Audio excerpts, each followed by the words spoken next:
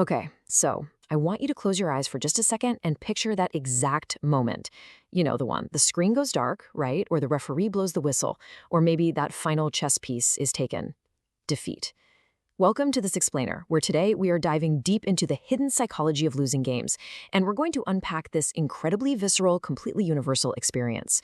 We are not talking about just some mild disappointment here, no way. We are talking about that intense, immediate, cinematic wave of emotion that just crashes over you the literal second a game slips through your fingers. It's this wild phenomenon that completely transcends the type of game you're playing, whether it's digital, physical, whatever. So to really get this, to really understand it, we actually need to strip away the game itself and focus entirely on the one common denominator in all of these experiences. You. Yeah, just let that sit for a second. We're starting right here with this single word because the psychology of losing, it is instantly, inescapably personal. When that defeat actually happens, it doesn't feel like some random glitch in the software or, a slight miscalculation of physics. No, it feels like a direct attack on you. It absolutely commands your attention. It's not about the game mechanics anymore. It is entirely about how it's felt by the person holding that controller, kicking the ball, or just staring at the board. I mean, think about it. It's this beautiful, overlapping chaos of rage across completely different disciplines. It's the console gamer literally throwing their controller across the room as this giant red defeat flashes on the screen. It's the footballer just dropping straight to their knees after a missed penalty hits the post. It's the quiet but honestly crushing devastation of a chess player knocking over their king, head just buried in their hands. Or even the modern mobile gamer furiously rage tapping before slamming their phone face down on the table.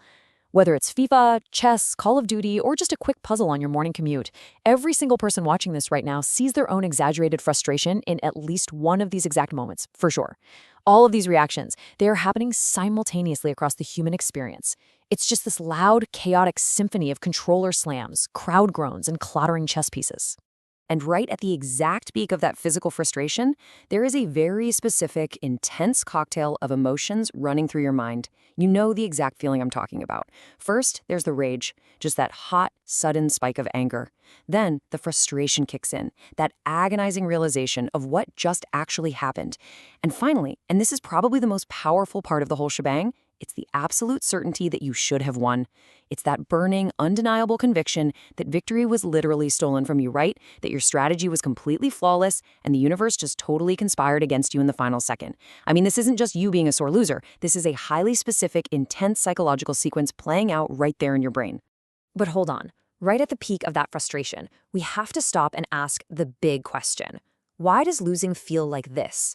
Seriously, why does a flashing red word on a screen, or a missed ball, or literally just a knocked over piece of carved wood trigger such a catastrophic internal response? What is actually happening beneath the surface of all that overwhelming frustration to make it hit so incredibly hard? Well, this brings us to a massive psychological paradox. On the one hand, losing does something to your brain that science can barely even explain. I mean, despite everything we know about dopamine and game design, the sheer magnitude of the conscious agony we feel when we lose, it totally defies simple logic. It hurts. It genuinely, deeply hurts. But subconsciously, on a purely neurological level, your brain is actually addicted to it. I know, it sounds crazy, but this is the great contradiction of human play. Consciously, we completely hate the pain of defeat. We throw the controllers, we slam the phones, we bury our heads in our hands. But right beneath the surface, that very same pain is part of this inexplicable loop that completely hijacks your reward system, and it's exactly what keeps us coming back for more. So I want you to think about that the next time you drop to your knees after a missed penalty, or you rage tap your screen in defeat. You are experiencing a feeling so overwhelmingly negative that it physically manifests as rage.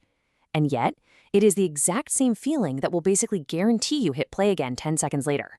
Crazy, right? So I'll leave you with this. What does it really say about the human mind that our deepest, darkest frustrations are secretly the very things our brains crave the most?